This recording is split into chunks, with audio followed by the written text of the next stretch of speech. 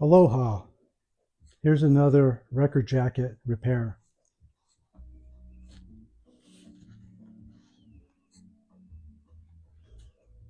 Notice the edges? Little scuffed. No problem. First, remove the album out of the jacket.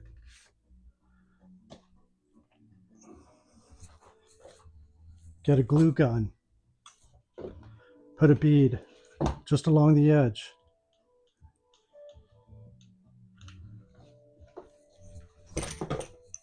You could use your hand or use a tool such as this.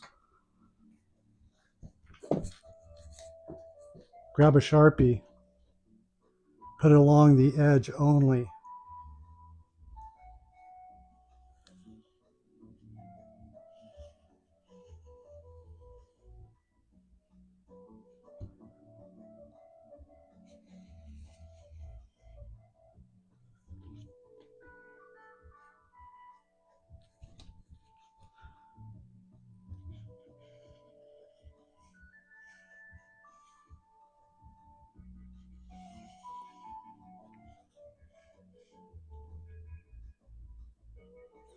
Just like new.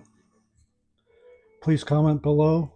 Hit subscribe for more album rescues.